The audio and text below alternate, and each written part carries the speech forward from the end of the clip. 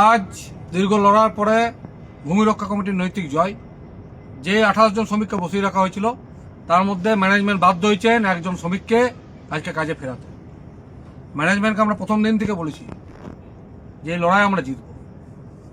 আজ যে শ্রমিককে কাজে জয়েন করানো হলো এটা ভূমি রক্ষা কমিটির ক্রমাগত লড়াইয়ের ফল। একই সঙ্গে বাকি যে 26 জন শ্রমিক বসে আছেন এবং একজন শ্রমিক রিটায়ার করেছেন তার সমস্ত গ্র্যাচুইটি থেকে আরম্ভ করে সমস্ত দাবি দেওয়া আদায় করিয়ে এই বাকি 26 জন শ্রমিকও এই কারখানায় সসম্মানে সবেতন জয়েন করবে এটা ভূমি রক্ষা কমিটির প্রতিজ্ঞা রইল। কিন্তু লজ্জার ব্যাপার, দুঃখের ব্যাপার, কষ্টের ব্যাপার, আজ 169 দিন ধরে এই লড়াইটা চলছে।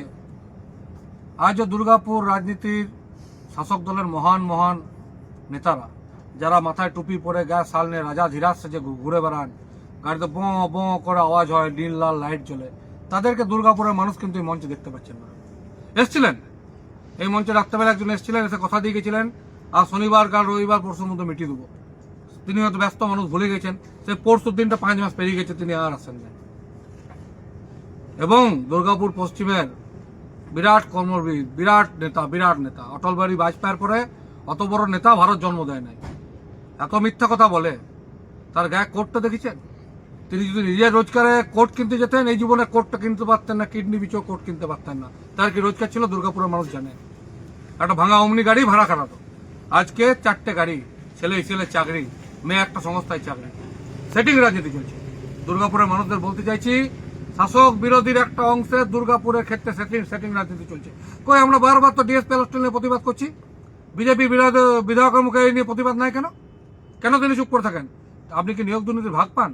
যখন 1800 শ্রমিক বসে আছে তখন কোর কমিটিটা চোর কমিটি না, কানা কমিটি না, মোড়া কমিটি একটা হয়েছে, তাদের কোনো বক্তব্য নাই। ডিএসপি লিস্ট বার করবো, ভো করতে চলে আসবে, কি না ভাগটা কমে যাবে। আরে ভাই, দুর্গাপুরের মাটিটা আমাদের বাপ দাদুর মাটি। আপনারা যারা ডিএসপি কোর কমিটি করছেন, আমার বাপ দাদু মাটি ছেড়েছিল বলে খেতে পান।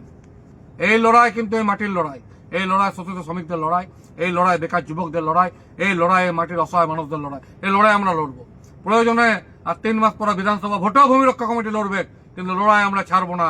কারণ লড়াইটা ন্যায় আর অন্যায়ের লড়াই। এই লড়াই না যেতে অবধি এই লড়াই আমরা ছাড়ছি না। মাধ্যমিক দুর্গাপুর জিন্দাবাদ, শ্রমিক জিন্দাবাদ, ভূমি রক্ষা কমিটি জিন্দাবাদ।